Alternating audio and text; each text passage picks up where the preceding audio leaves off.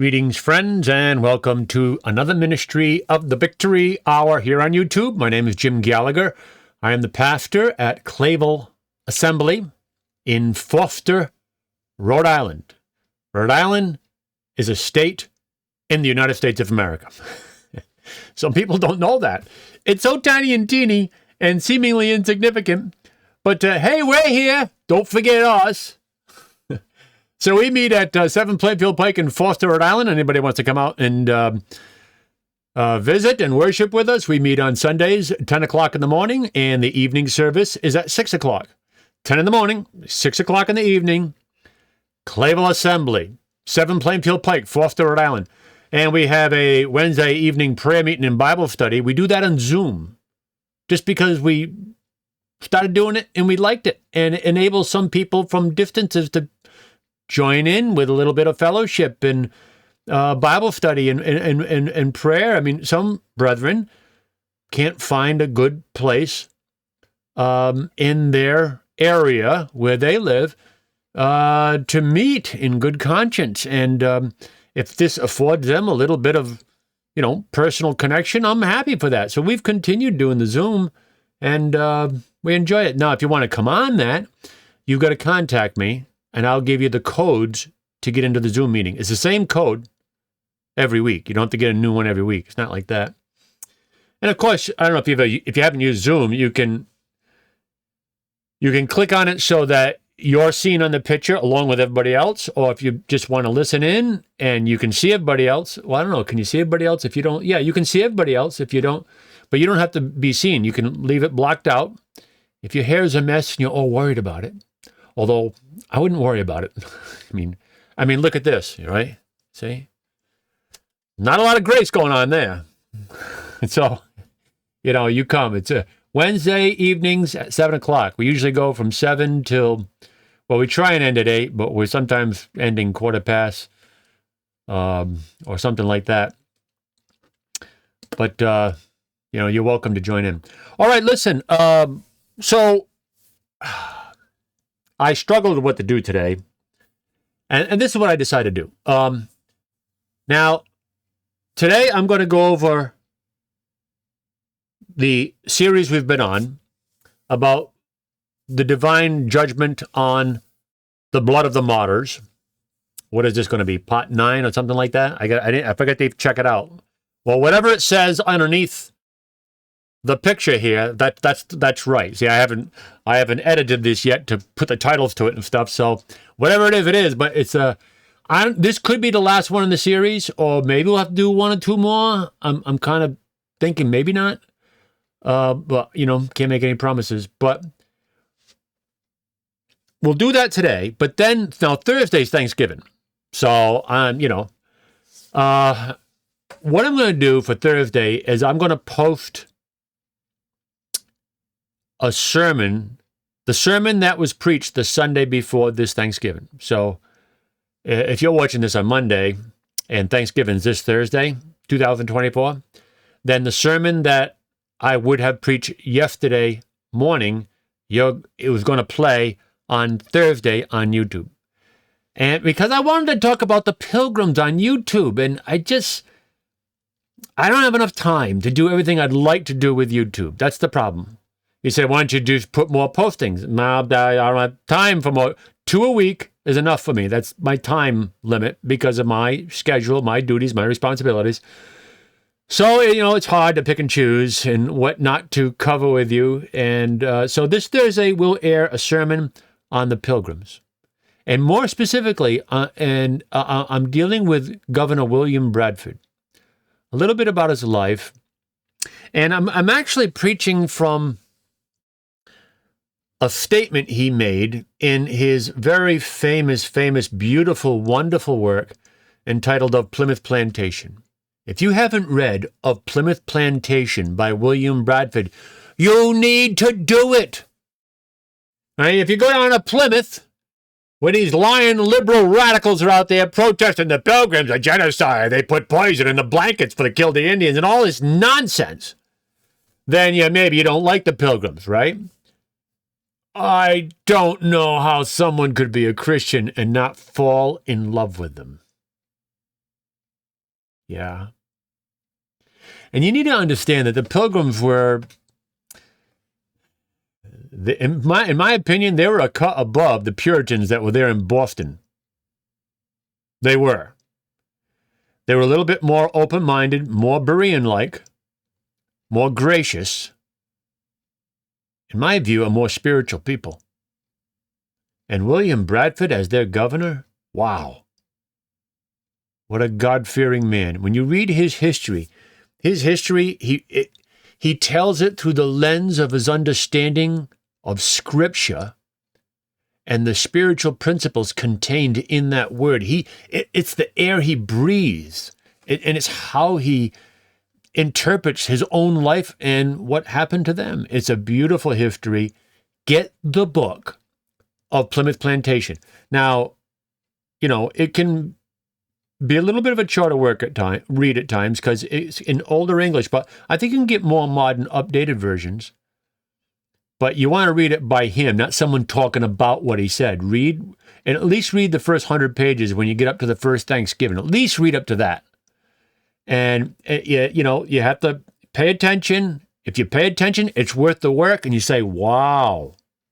And I'd love to share all that with you, but there's so much to share. And I've got so little time on YouTube. And so listen to this Thursday. You don't have to listen to it Thursday. You can listen to it Friday or Saturday or Sunday. You can listen to it 3 weeks from now when you get spare time. But don't skip that. Their history means a lot. It means a lot to me. It should mean a lot to every American.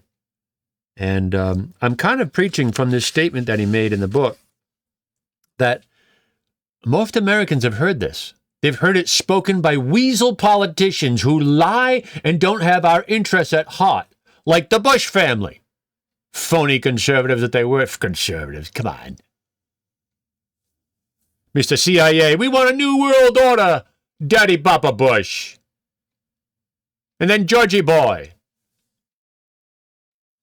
taking up where his father left off and invading Iraq because, after all, the Saudis flew planes into the Twin Towers, so we've got to invade Iraq. What?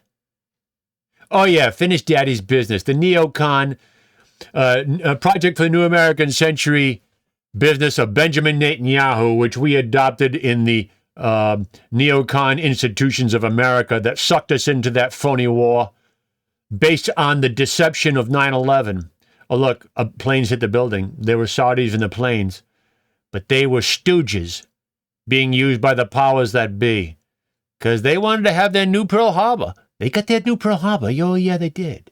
You say, Pastor, I don't even know what you're talking about. Don't have time for that. If you do know what I'm talking about, then you know what I'm talking about. One day when I got some free time here on YouTube, we'll cover that. And it shock you. I don't know. They could get banned. If we're still here by then, right? The current administration wants to get involved with World War III. Seems like Trump's trying to do everything he can to prevent that. He's meeting with all the heads of state. By the way, as far as that effort goes, the globalists have a gun to our head, and it's called nuclear war. And Trump may have to do some things that he doesn't want to do, make decisions he doesn't want to have to make decisions we don't want him to have to make, but the only alternative is thermonuclear war.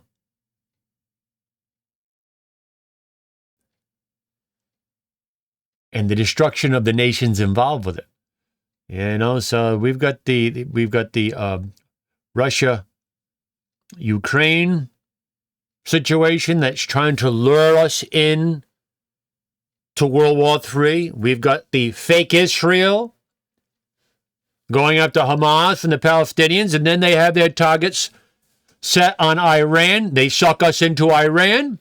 Iran has a little pact with Russia and with China. You want to get sucked into a war with Russia and China over Iran because of Israel? What has Israel done for us?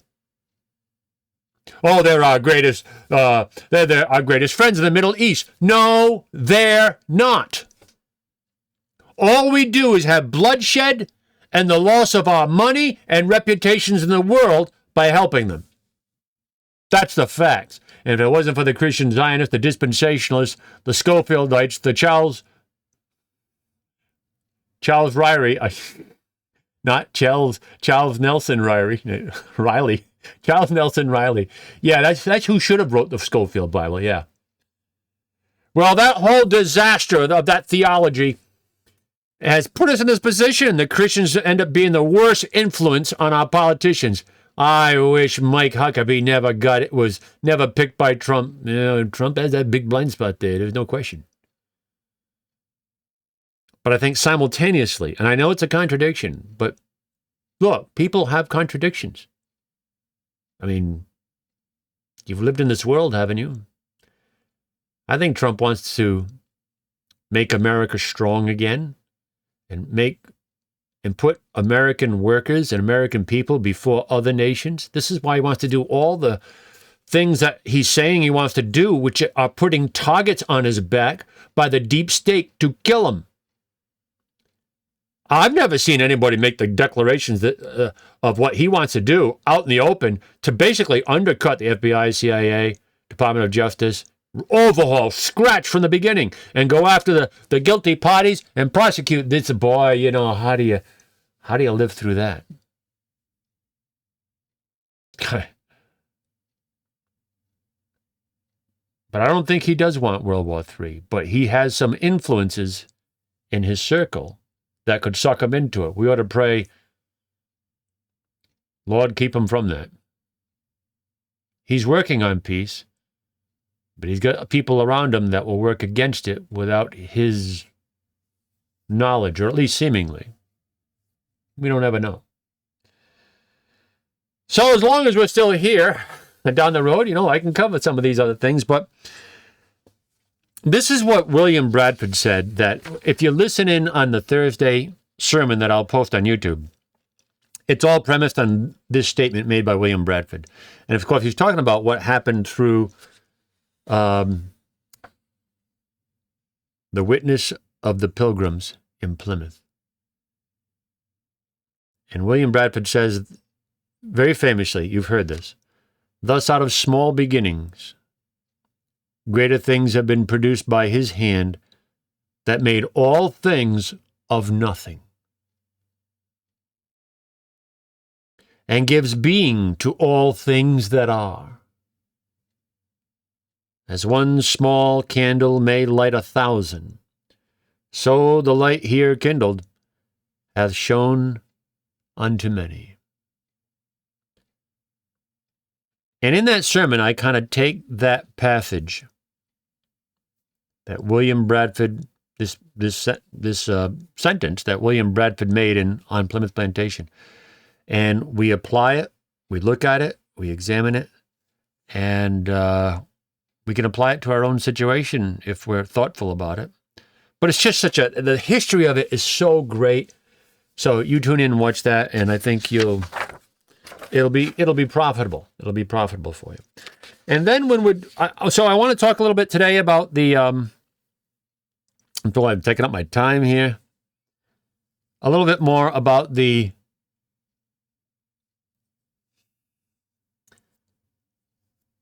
divine judgment and wrath that is to be poured out on the blood of the martyrs and those that killed the prophets and those sent out by Christ in the first century. Their blood needs to be vindicated. And it is a theme that runs from the Old Testament all the way to the New Testament. And when you look at that theme, which is consistent in all these instances I've brought to your attention, it demands that you believe that blood was vindicated 2,000 years ago in the destruction of Jerusalem in 70 AD.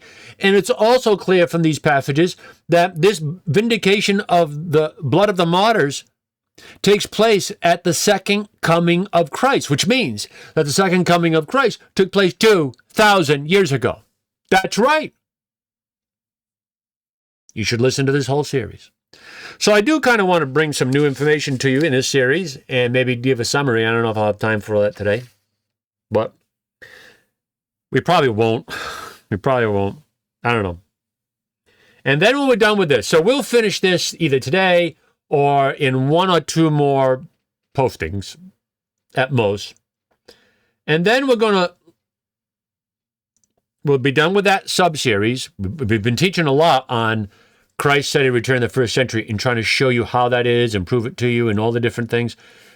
And I think I want to answer now because I'd like to take a break a little bit from eschatology. But before we do, I'd like to answer a couple questions that no doubt are in people's minds. And I had someone send me an email the other day.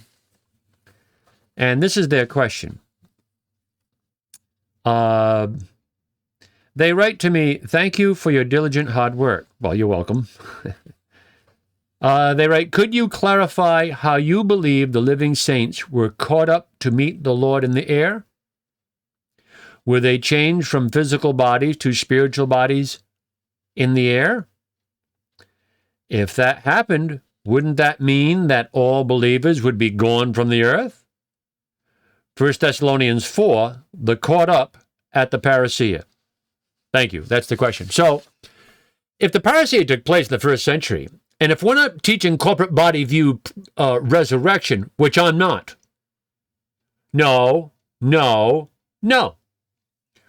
I'm teaching individual body view resurrection. And people say, "Oh, that's ridiculous." Yeah, well, try and follow the corporate body people in their resurrection. They don't tell you the whole story of what they believe. I believe that's a very dangerous doctrine. Now, I believe within the scriptures, there is the metaphor of corporate resurrection. Yes, I'm not denying that. But to say that the eschatological resurrection was singularly a corporate resurrection of Old Covenant Israel to Israel under the New Covenant, the Israel of God, is not, in my view, that's not the truth of what the scriptures are teaching. The principle and the metaphor is there, but the eschatological resurrection was a resurrection of bodies out of Sheol, Hades, and the transforming of the living saints from bodies of flesh to spiritual bodies at his coming. That's what I believe, and it took place 66 to 70 A.D. Now, if that's true, then it seems like, well, then the earth, there are no more Christians on the earth. I mean, that's ridiculous. The whole thing falls apart. How would the gospel go forward? It's a very understandable objection, or at least quagmire or question. So I wrote to this fellow. I said, "A very natural and good question. I have not addressed that yet, but I think I will have to be I think I will have that, your question in other words, be the first question I address once I finish the current sub-series on the divine vengeance of the blood of the martyrs." So I think I'd like to answer that question. That'll be the first thing I have to do. And I'll probably answer, after I do that one, I'll answer maybe one other thing that, maybe like, "Hey, every eye shall see him." Did that happen? Or one of those basic questions that people ask. I haven't been talking about those because I've been trying at first, all this time that we've been talking about eschatology, I haven't been worried about those concerns that people have. I've just been trying to prove to you, look, before we address the concerns, let's establish and put in cement the reality that the Bible teaches Christ said he'd return in the lifetime of the generation that was then living to whom he ministered. And the apostles in their epistles teach the same thing. We've had many sub-series we've been teaching on eschatology, and they're all meant to show you that. And we've even had some teachings on how this is, the whole concept of hyperbolic metaphorical language, and the comings of the Father, and how Christ would come in the glory of his Father, the way his Father came, and how did the Father come. We have series on that to show you that we're not just, we can't believe the Bible literally, so we're just turning everything into a metaphor. No, we're following the instructions of the Bible as to how to interpret the apocalyptic language in prophecy. There's just keep looking at all the series that have to do with the second coming. You'll see what I mean. So I do want to answer some objections. So we'll do that for a couple. And then after that, I know I got to do maybe a couple lessons on, was the book of Revelation written in 90 some AD? Because then the whole thing falls apart. No, it was not written. And I keep saying I'm going to do that.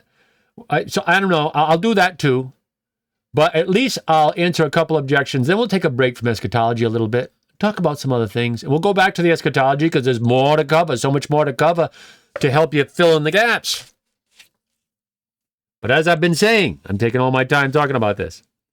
As I've been saying, there's, I didn't start this channel just to be eschatology central. This is not a one-horse pony show. However, the magnitude of this paradigm shift for futurists is so large, I realize I have to devote a lot of consistent effort to just showing you the Bible says this everywhere. And I think we've already been kind of proven that. I think even if we just stop right now, we've already established that. There's no getting around it. All those series on the time text. I could do another series on what famous men have said about the time text and their lame excuses to explain them away and then shoot them down. I did that at Clavel. It was a really great series. I haven't done that here. But you know what? I can't answer every objection all at once. So I'm just trying to show you, look, this is everywhere in the Bible. So we will get to answering some questions you may have about the resurrection and things like that. And then we'll take a break. But for now, let's get to what we need to get to for today. And seeing as I'm taking up most of my time already, I guess that's what I do. So we were looking at, the last one we looked at, the last passage we looked at was Luke chapter 18, verses 1 through 8. And in Luke chapter 18, well, I'll review that one with you. Matthew, Mark, Luke. Luke 18 and verse 1, and he spake a parable unto them, that men ought always to pray and not to faint. And so there was a judge. He was not a God-fearing man. He was a wicked man, a worldly man. He didn't care about God, didn't care about man. But a widow came to him and said, avenge me of my enemies. And he didn't want to do it. He kept sending her away. But she kept coming back and asked him, avenge me of my enemies. And finally he said, this lady keeps bugging me. Okay, I'll avenge your enemy. Who is it? Show me. I'll kill whoever. This is how bad the guy was. Now, Jesus tells this parable for a reason. And then he says, I'm picking up at verse 6, and the Lord said, hear what the unjust judge saith.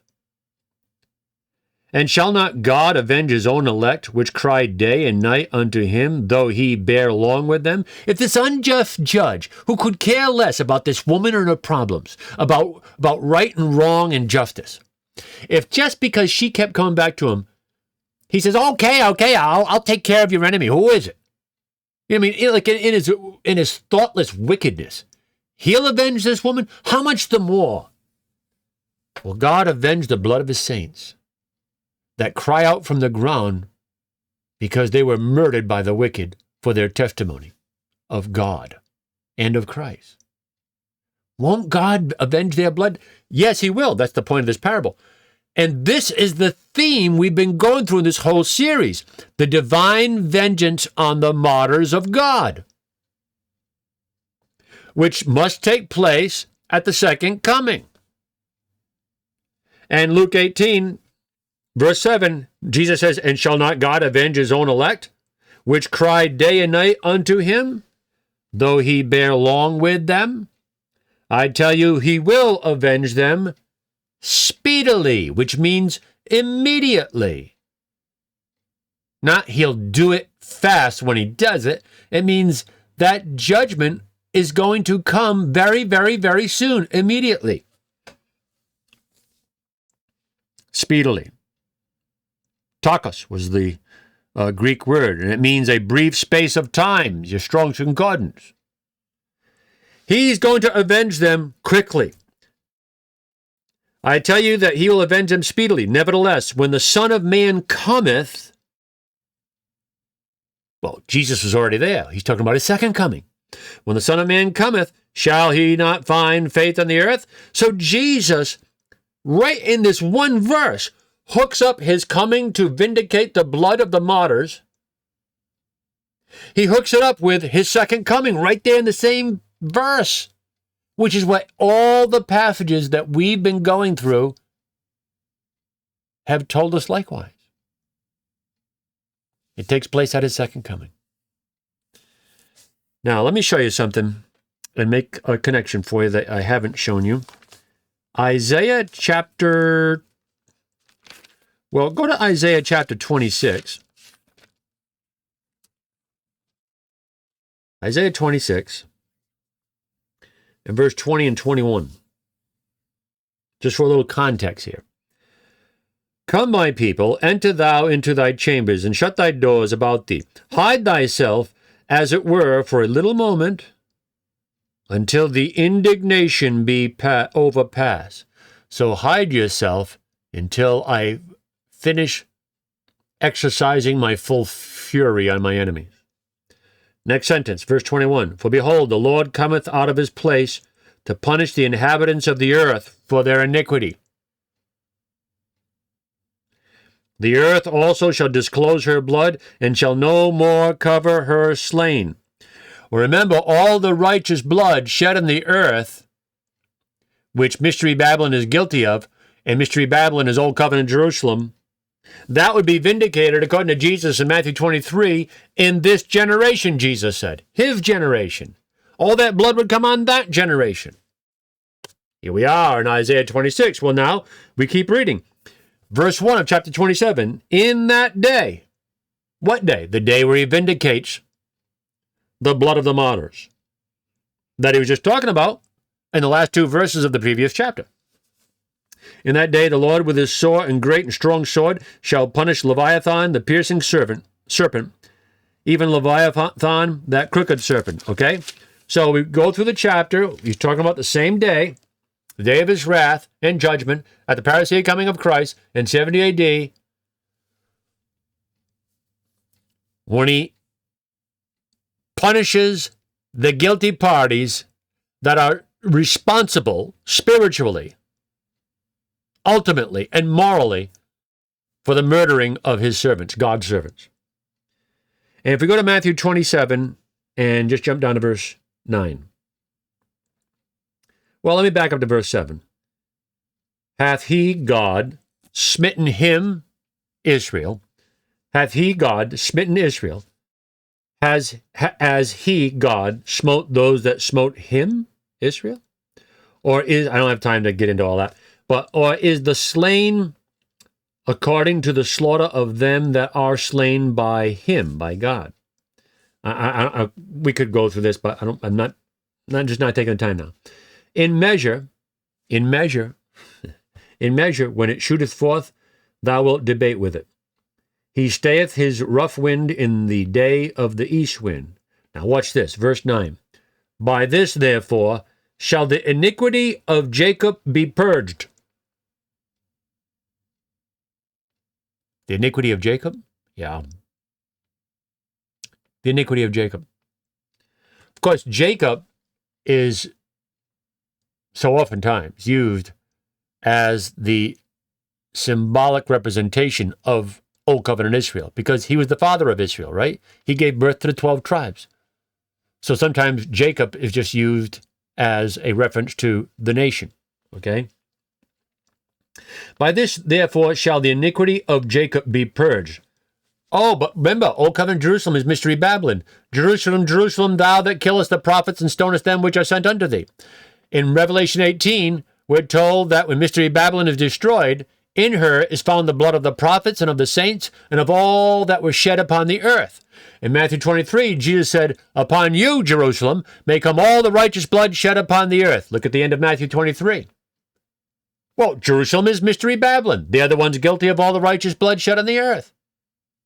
They're the ones who murdered the prophets. Jesus in Luke chapter 11 or 13 says, it's impossible that a prophet perish outside of Jerusalem. And if Mystery Babylon killed the prophets, and Jerusalem is the only one that killed the prophets, the morally responsible, then that means Jerusalem is Mystery Babylon. There's no getting around it. None. Now watch this. Verse 9, Isaiah 27. By this, therefore, shall the iniquity of Jacob, Israel, i.e. Jerusalem, be purged. How is the blood guilt of Jerusalem to be purged by God?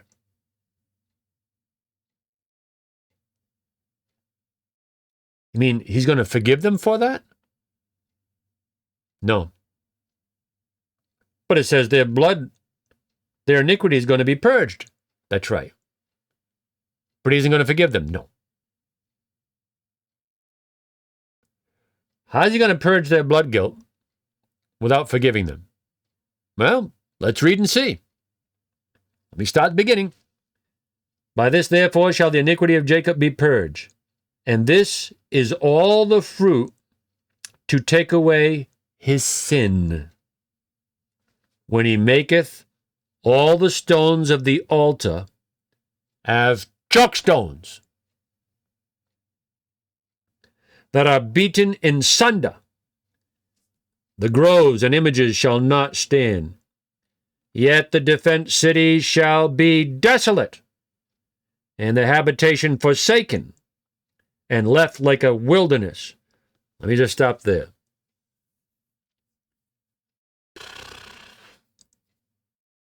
Did you grab onto that? Did it anything click off my reading that? Again, verse 9. By this, therefore, shall the iniquity of Jacob be purged. And this is all the fruit to take away his sin, when he maketh all the... Now, in other words, how are their sins going to be taken away? When he maketh all the stones of the altar. Now, we're talking the temple of God. Yes, we are. When he maketh all the stones of the altar as chalk stones that are beaten in sunder. Chalk stone. Dust. So wait a minute. The iniquity of Jacob, Israel, Jerusalem, Mystery Babylon, is going to be purged. And their sin taken away. How? When he makes all the stones of the altar as dust, as chalk stones that are beaten in sunder. When not one stone is left upon the other in the temple, as Jesus said, that's when he brings vengeance on the martyrs' blood. And he makes the stones as chalk stone and dust and beats them asunder. That's when the Lord will be satisfied. The guilt of their sin will be dealt with through judgment. And by the way, that's what Isaiah said earlier on. In Isaiah, let's see.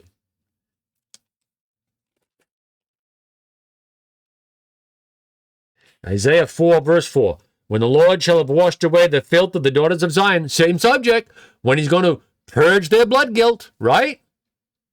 When the Lord shall have washed away all the filth of the daughters of Zion, and shall have purged the blood of Jerusalem from the midst thereof. How's he going to do that? By showing them love and mercy and just forgiving them? Or he's going to purge their blood guilt. What? He tells us here in Isaiah 4:4. When the Lord shall have washed away the filth of the daughters of Zion, and shall have purged the blood of Jerusalem from the midst thereof. How? By the spirit of judgment and by the spirit of burning.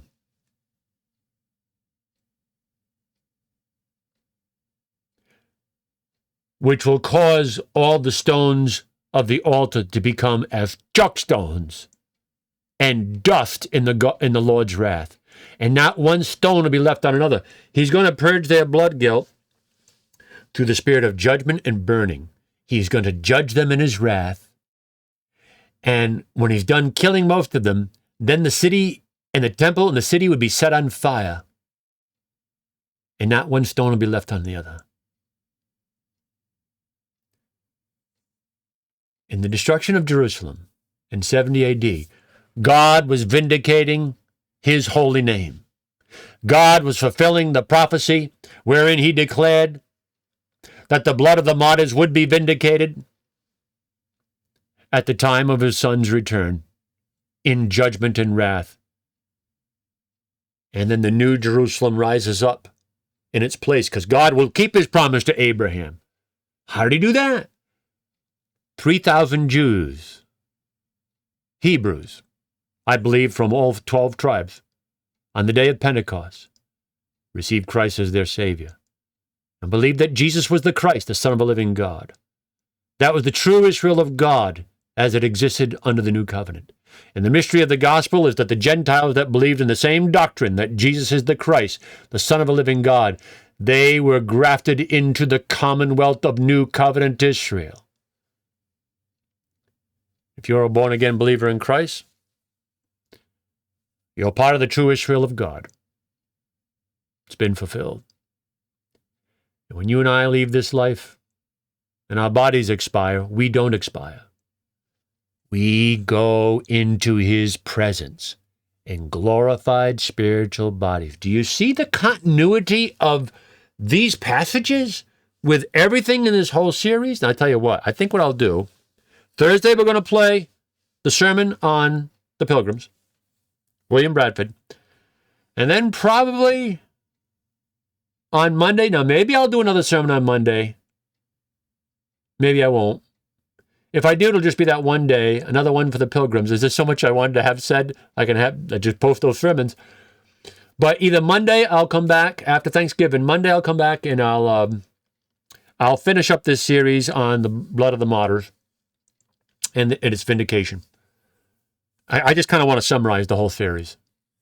And then we'll get into answering some questions that have cropped up in people's minds since this channel began and we started talking about eschatology. Well, every eye shall see him. That didn't happen. Or if there was a resurrection and the living saints left in the first century, there's no Christians left on the earth. Christianity would fall apart. And other questions that come up. Well, I'm going to answer a couple. I'm not going to answer every question that everybody has right now, but I'll answer a couple. And the first one I'll answer is, hey, the church was, the earth was emptied of Christians? Yeah, how can that be? That's a ridiculous interpretation. No, it isn't. And I will show you that. Next time around, or, well, not Thursday, maybe Monday. If not Monday after Thanksgiving, then Thursday after Thanksgiving. Lord willing. I've got to go. I'm way over. Jim Gallagher, reminding you in the words of our blessed Lord and Savior, ye shall know the truth, and the truth shall make you free.